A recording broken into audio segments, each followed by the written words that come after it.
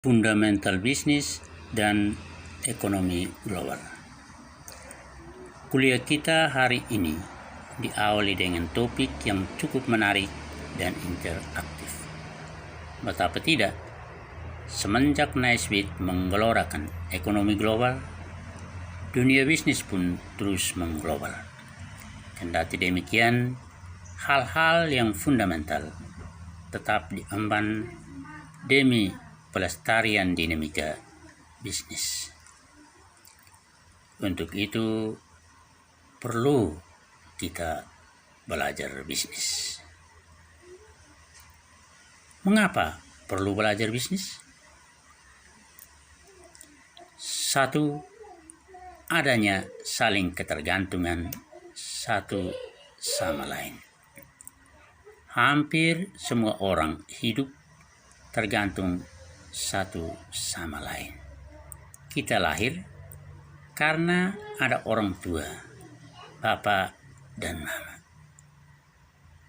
Terjadinya interaksi kuliah hari ini pun karena ada dosen dan mahasiswa.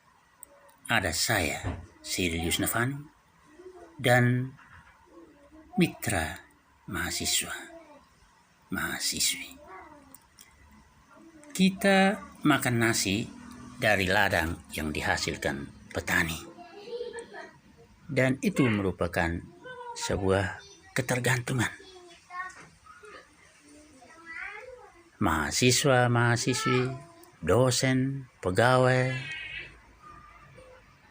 sangat tergantung kepada petani karena sesungguhnya saat kita lapar, kita butuh makan nasi, dan nasi itu dihasilkan dari ladang yang dilakukan oleh petani.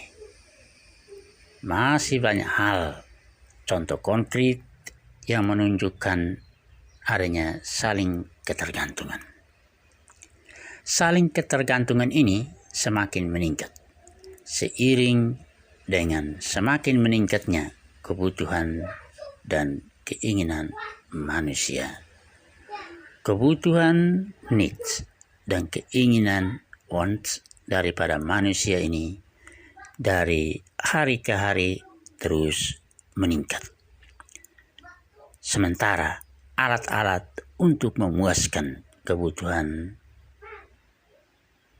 sangat lamban, sangat sedikit, terbatas jumlahnya. Itulah sebabnya maka perlu antara lain kita belajar bisnis. Kedua, adanya peluang internasional.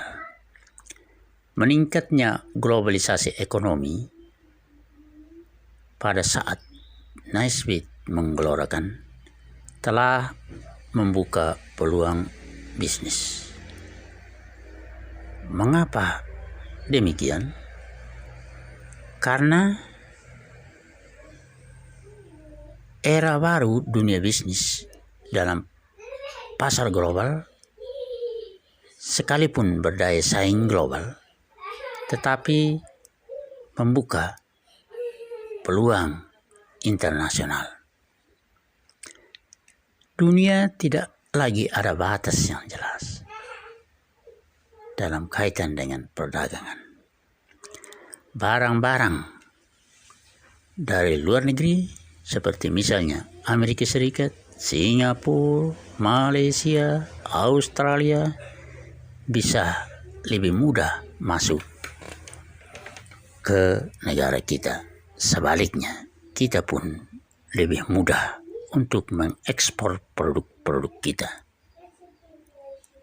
Kita bisa lihat buah apel dipajang di pasar lokal kota Kefa Manado di bawah pohon beringin pertigaan kilometer 1 kota Kefa. Kita bisa lihat apel-apel dari Australia. Sebaliknya, kita pun bisa mengekspor sapi Timor ke Australia produk-produk kain tenun ikat kita ke luar negeri dan lain sebagainya. Untuk itu perlu memahami fungsi-fungsi bisnis, negosiasi bisnis, joint venture antar perusahaan di negara yang berbeda, perjalanan melewati batas negara, dan bekerja di perusahaan asing menjadi satu hal yang biasa. 4. Adanya perubahan. Bisnis bersifat dinamis, selalu berubah dari waktu ke waktu. Harga naik turun, bertambahnya produk, meningkatnya kebutuhan dan keinginan, serta kejadian-kejadian lain yang tidak terduga merupakan bagian dari sistem bisnis yang dinamis. 5. Mencegah kesalahpahaman. Memahami bisnis juga akan mencegah kesalahpahaman, membantu kita untuk memisahkan fakta dari fiksi dalam isu-isu bisnis terkait kesalahan informasi dan ketidakakuratan data yang diterima. Nah, itulah 5 poin terpokok sebagai alasan untuk menjawab mengapa perlu kita belajar sebuah bisnis. Begitu penting alasan mengapa kita perlu belajar bisnis, maka selanjutnya perlu kita memahami terlebih dahulu arti daripada sebuah bisnis. Menurut Hugas dan Kapoor tahun 1981, business is the organized effort of individuals to produce and sell for a profit the goods and service that satisfies needs. Sedangkan Brown dan Petrol 1976 mengatakan, business is an institution which produces goods and service demanded by people. Dari kedua definisi tersebut mencerminkan bahwa bisnis itu adalah sebuah kegiatan usaha. Kegiatan usaha ini dilakukan baik secara individu, perorangan, maupun secara grup, kelompok. Dan di dalam melaksanakan pekerjaan tersebut terorganisir di dalam kerangka untuk membuat, menyediakan produk, serta menyalurkan, mendistribusikan kepada masyarakat guna memperoleh keuntungan optimal. Di sini akan terjadi kepuasan antar konsumen dan produsen. Konsumen merasa puas karena mengkonsumsi produk yang diproduksi produsen. Sementara produsen merasa puas karena memperoleh uang dari pembelian konsumen. Proses transaksi berjalan. Nah, sekali lagi bahwa dari kedua pengertian tersebut, maka dapat disimpulkan bisnis adalah suatu kegiatan usaha yang dilakukan oleh satu atau sekelompok orang yang terorganisir dalam membuat, menyediakan barang dan jasa, serta mendistribusikan kepada masyarakat guna memperoleh keuntungan optimal.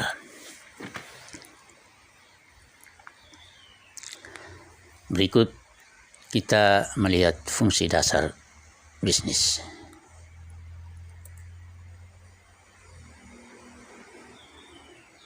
Sebelum kita sampai kepada fungsi dasarnya, sepintas kilas kita lihat pentingnya bisnis. 1. Memenuhi kebutuhan needs dan keinginan wants. Bisnis ini orang lakukan untuk memenuhi kebutuhan dan keinginan. Ada perbedaan antara kebutuhan dan keinginan.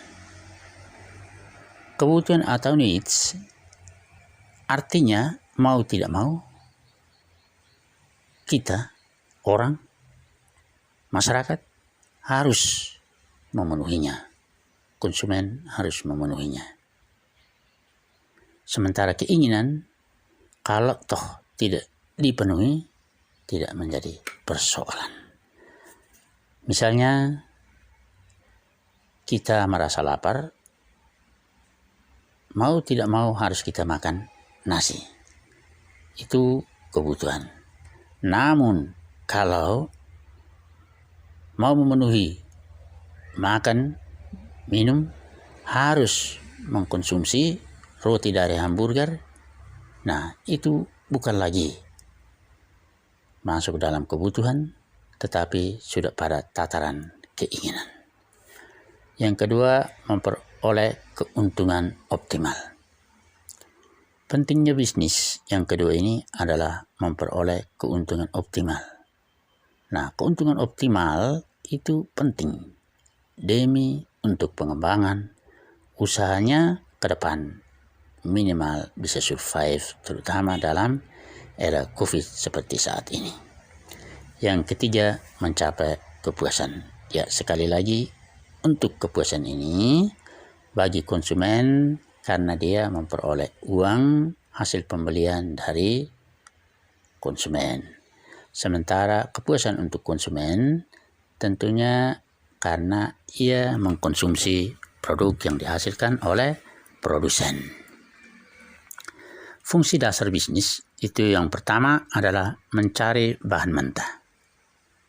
Kita mau memproduksi sebuah meja misalnya, terlebih dahulu kita harus kumpulkan bahan mentahnya seperti papan, balok, ya. Kita kumpulkan, baru kita bisa memproses, merubahnya dari papan, dari balok menjadi meja atau kursi. Kedua, merubah bahan mentah jadi produk. Contoh seperti tadi, mau membuat meja, itu adalah produk jadi. Nah, supaya bisa membuat meja, maka terlebih dahulu kita harus menyediakan papan. Dan papan ini kita rubah bentuknya. Kita proses sehingga dari bahan mentah menjadi barang jadi. Yang ketiga, kita salurkan kepada konsumen. Apalah artinya kalau kita habis memproduksi produk tersebut dan kita tidak jual kepada konsumen, akan menjadi mubazir. Nah, perlu diketahui bahwa supaya agak gampang dan mudah, lancar kita jual kepada konsumen, maka tahap awal sebelum memproduksi, terlebih dahulu kita harus lakukan riset pasar. Kita harus mencari tahu terlebih dahulu kebutuhan dan keinginan daripada konsumen, sehingga kita memproduksi produk tersebut sesuai dengan kebutuhan dan keinginan daripada konsumen. Nah, itulah kira-kira ya 3 fungsi dasar daripada bisnis. Mencari bahan mentah, merubah bahan mentah jadi produk, dan menyalurkan produk ke konsumen. Untuk memperdalami lebih lanjut, kita melihat sumber daya yang ada di dalam sebuah perusahaan. Economic resources. Setidak-tidaknya tercatat 6M sebagai sumber daya ekonomi. Economic resources. Pertama, materials. Merupakan salah satu faktor produksi yang sangat penting untuk kegiatan-kegiatan produktif. Elemen-elemen yang dapat dikategorikan ke dalam kelompok material antara lain bahan baku, bahan pembantu, tanah, dan lain sebagainya. Memang seperti di contoh awal tadi, bagaimana kita mau memproduksi mebel, meja kursi, sofa, kalau tanpa adanya bahan baku, kalau tanpa adanya bahan pembantu. Bahan baku seperti misalnya papan, balok. Kita perlu menyiapkan sehingga kita bisa menggunakan untuk memproses suatu produk. Yang kedua, manusia. Tidak saja berperan sebagai tenaga kerja, faktor produksi, tetapi sekaligus sebagai konsumen. Sekalipun di era IT saat ini, di mana fungsi manusia lebih banyak digantikan oleh teknologi, mesin, seperti misalnya masak pun sekarang digantikan dengan menggunakan robot-robot, bahkan sampai menyuap. Bapak mama keluarga seluruhnya juga adalah robot. Tetapi perlu diketahui bahwa di balik robot tersebut ada remote yang dimainkan oleh manusia. Setidak-tidaknya secanggih alat apapun namanya, minimal manusia mempunyai peran untuk pergi tendes knob off atau on. 3. Money, uang, merupakan hal penting untuk menciptakan sejumlah modal seperti mesin, peralatan pabrik, dan alat-alat transportasi. Memang uang ini hanya sebagai alat, namun fungsinya sangat penting. Maka dengan demikian uang pun kini sebagai salah satu fungsi ekonomi. Kita tidak bisa bayangkan kalau tidak ada uang seperti di era saat ini. Pasti aktivitas apapun namanya, termasuk bisnis, akan macet mandek. Karena sesungguhnya kini uang adalah raja.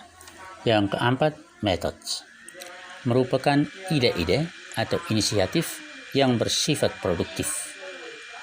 Pengambilan keputusan, penanggungan risiko terkait dengan cara pelaksanaan manajemen dan pengelolaan perusahaan. Mesin sekarang ini sungguh luar biasa majunya sejak adanya industri Prancis. Coba bayangkan kalau tidak ada mesin yang maju seperti saat ini, pasti kita akan jauh tertinggal. Di tempo dulu, waktu saya masih kecil, di desa bersama orang tua, buat sawah itu menggunakan pacul. Kita pacul satu hari pun butuh waktu yang cukup lama. Bahkan butuh jumlah banyak orang untuk menyelesaikannya. Balik tanah pun demikian, kita menggunakan linggis. Tangan melepuh, bercucuran keringat, tetapi lambat sekali di dalam proses menyelesaikannya. Tapi dengan adanya kemajuan teknologi saat ini, seperti misalnya adanya hand tractor, maka satu hari secepat kilat. Bahkan 1 hektar pun jam sudah selesai dibajak oleh hand tractor tersebut. Dan tidak perlu mengeluarkan keringat yang begitu banyak, karena kita tinggal hanya menyetir, dan yang melaksanakan pekerjaan maha berat tenaga manusia digantikan dengan hand traktor. Sehingga sambil kita nyetir hand traktor bisa mengelus-elus sang kekasih di samping kita. Bahkan bisa merokok sambil nyetir. Asap mengepul keluar melalui celah-celah rambut kekasih sehingga tambah romantis. Semakin romantis, semakin lancar pekerjaan tersebut. Semuanya pada enjoy. Itu berkat kemajuan teknologi mesin. 6. Pasar market. Dalam era pasar global saat ini, pasar berperan penting sebagai salah satu sumber daya ekonomi. Betapa tidak, masalah pokok bagi suatu perusahaan industri minimal mempertahankan pasar yang sudah ada. Memang pasar pun kini dimasukkan sebagai salah satu sumber daya ekonomi karena kita memproduksi suatu produk terlebih dahulu harus diawali dengan aktivitas pasar. Kita harus terlebih dahulu mencari tahu keinginan, kebutuhan daripada konsumen, baru kita melakukan proses produksi selanjutnya. Dan setelah menyelesaikan proses produksi, sudah menjadi bahan jadi, maka pun produk tersebut harus segera didistribusikan, dijual kepada konsumen, sehingga transaksi harus begitu lancar. Sehingga dengan demikian yang namanya pasar dimasukkan sebagai salah satu sumber daya ekonomi di era kini. Klasifikasi bisnis. Ada 9 macam kegiatan bisnis yang bergerak dalam bidang komersial, yaitu 1. Usaha pertanian, seperti usaha peternakan, usaha perkebunan, sawah, sayuran, buah-buahan, perikanan, dan lain-lain. 2. Produksi bahan mentah, seperti kehutanan, pertambangan. Yang ketiga, usaha pabrik, manufaktur. Usaha ini mengolah bahan mentah menjadi bahan baku sampai menjadi hasil jadi. 4. Usaha konstruksi, bergerak dalam usaha pembangunan seperti pembangunan jalan-jalan, bangunan rumah, pertokoan, sekolah, rumah sakit, perkantoran, dan lain-lain. 5. Usaha perdagangan, sangat menunjang inti kegiatan sistem distribusi yang menghubungkan antar produsen ke konsumen. 6. Usaha transportasi dan komunikasi. Transportasi, pengangkutan, truk, motor, mobil, kereta api, dan lain-lain. Komunikasi itu telepon, HP, radio, TV, dan lain-lain. 7. Usaha finansial, asuransi, real estate. Usaha memberi kemudahan kepada kegiatan bisnis.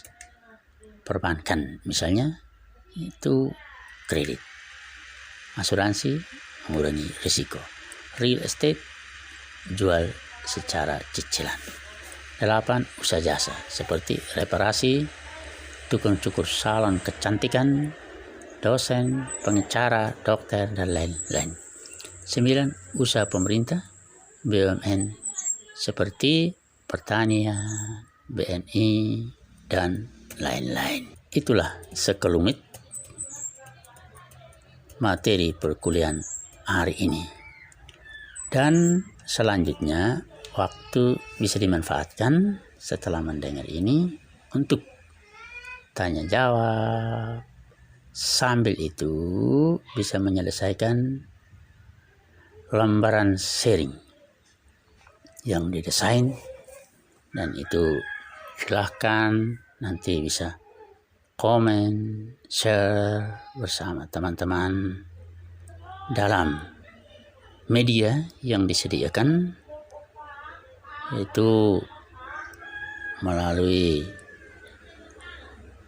channel Sirelius Navano, youtube.com. Dilihat baik-baik, dibaca, dan dikomentari dengan cukup baik. Dan setelah dikomentari, di screenshot untuk nanti dilampirkan saat UTS nanti. Nah, ini kira-kira lembar sharing kita. Menurut pendapat Anda, apakah global business yang kian mengglobal itu tidak dapat dihindari dan secara keseluruhan memberikan dampak positif? Adakah kerugian dari globalisasi?